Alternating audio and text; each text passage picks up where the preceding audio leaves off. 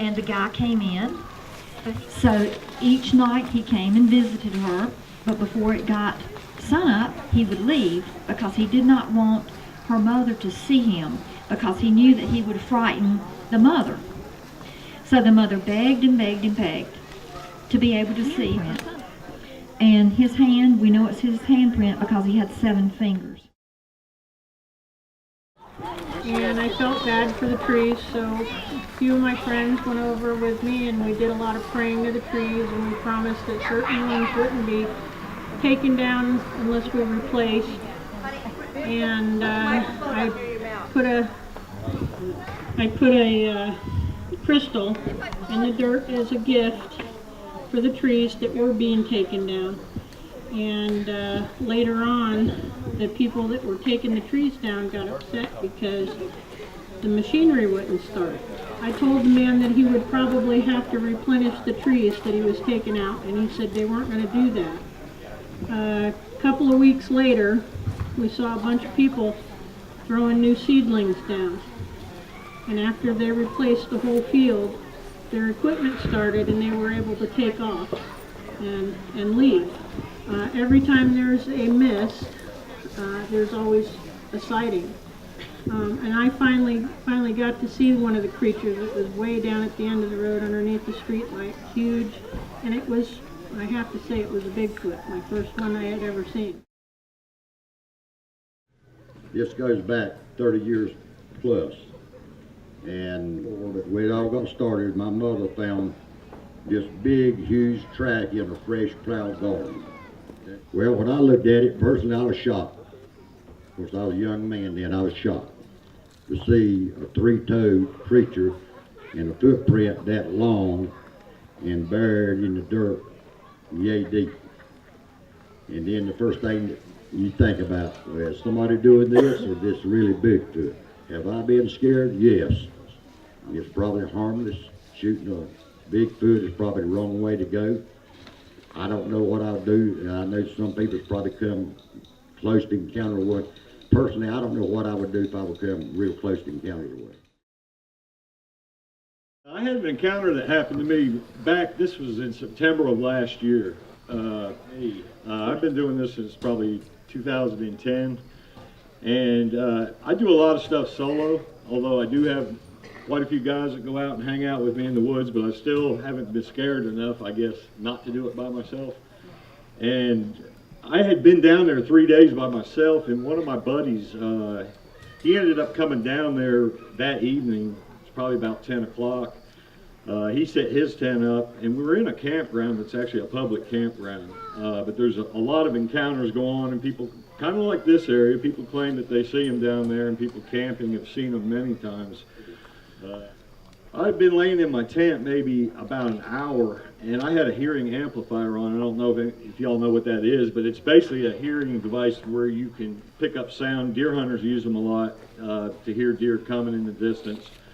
And I was laying in the tent, and I heard what sounded like maybe a small kid. And I kept hearing this, and it was walking back and forth, back and forth. It would stop, and then I started hearing it come up to the hearing amplifier, which was about 15 feet behind my head, and it was doing this.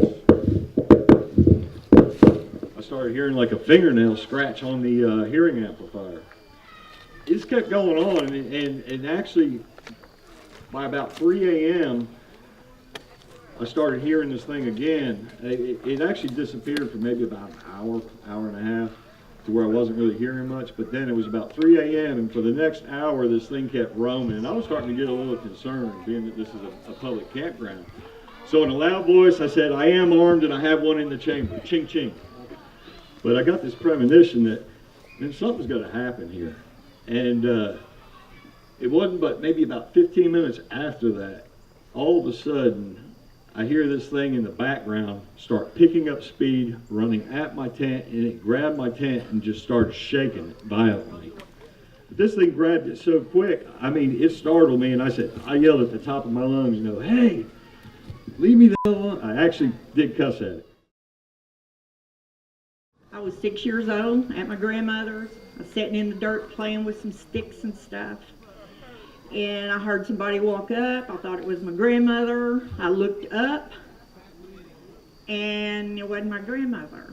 There was a little boy Bigfoot standing there about 10 foot from me.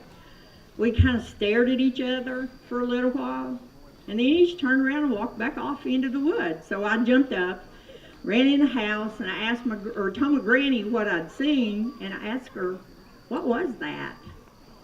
And she said, what do you think it was? So I had to think about it for a little while.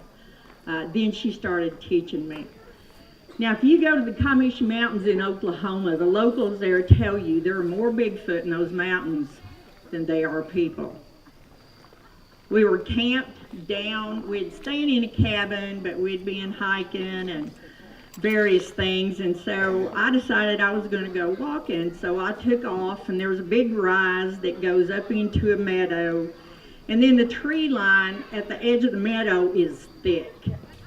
And so I'm walking along, and I hear something, and I look over into the tree line, and following me as I'm walking is one.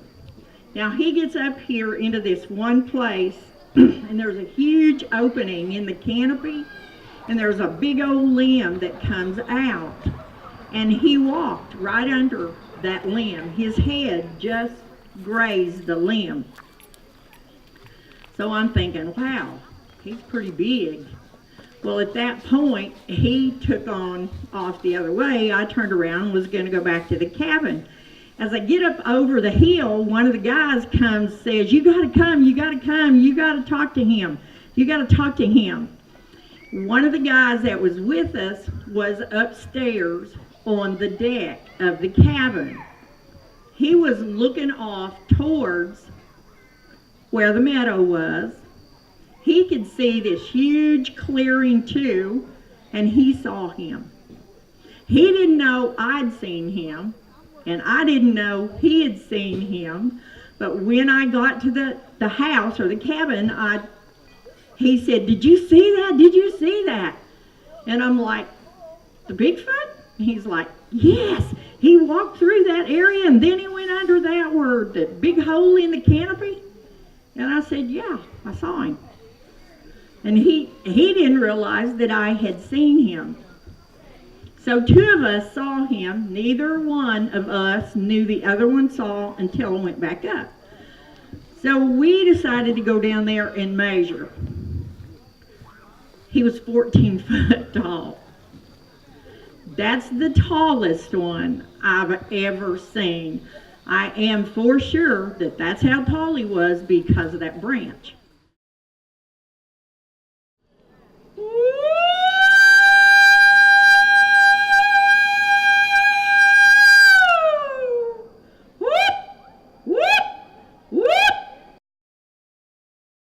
It was the first time I decided to take one of my grandsons with me. He was 15 years old, and I figured he was old enough to, I know what these things can do and are capable of doing, and I didn't want to take them out when they were little. They would get terrified and be afraid of the woods. So I took my 15-year-old, and David Moser, and this is the very first time I think that we were in the field together. I was introduced to another investigator that interviewed his sighting in South Carolina.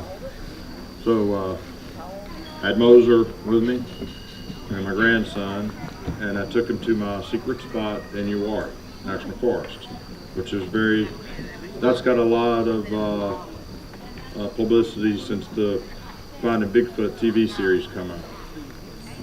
I was a BFRO investigator, and the reason that they filmed in Uwharrie was because of my research. So I know the Uwharries like the back of my hand, so they're still in there. They don't interact with you normally like they used to, but I know where to go. I hike in. It takes us about an hour and a half to 2 hours to get into this spot.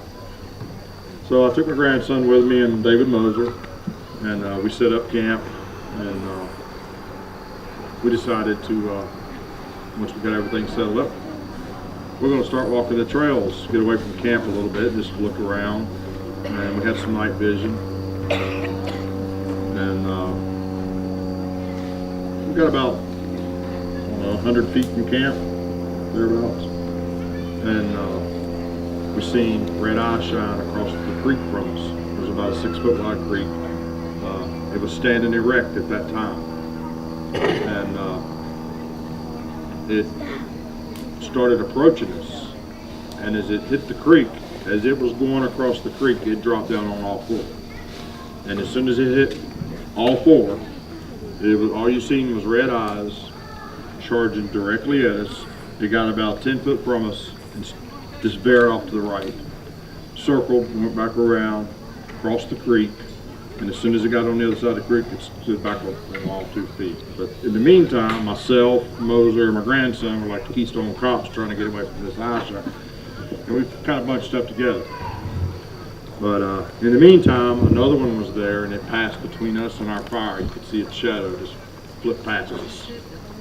But that's one of the stories I have. I have many more, but that's a good one. And it's what they do. It's one of the things they do. My name is Mike Parker. I'm the nephew of Sam Parker. Grew up here. Back in 1976, I was 6 years old when this stuff started happening. Now, for a boy that young, this was very, very scary to me. Actually heard one holler when I was 6. Things that Sam was talking about with my granddaddy. A couple stories that he had. He saw the thing for sure when he was plowing the field, turned around, the thing was 15 foot from him, swaying in the edge of the woods. That was one of his encounters. Another encounter that comes to my mind that sticks in my head that I always remember was my granddaddy had a German Shepherd dog that I was always scared of. He was mean. You couldn't get around him. You didn't want to be around him because he'd bite you. That dog, one night, was barking and went from a barking to a whining, scared. They had a screened-in porch on their back of their house. That dog came through that screened-in porch, through the screen, and was at the back door of that house and whimpering and crying and was scared to death. When my granddaddy came out with his rifle and shining a light around, he didn't see nothing. Well, behind their house, about 100 yards behind their house, was a pasture and a fence where cows were, and there wasn't no cows in there at the time. There's big old pecan trees, 2 of them, that was growed up out there in that field. The next morning, they called Dad and them talking about the dog and all that. So we go out there, and I'll never forget it. You go out there to that pecan tree, and about 15 foot up in the air, the limbs attached to the tree, they're about this big, okay, where they attached to the tree at. One of those limbs had been snapped to the ground.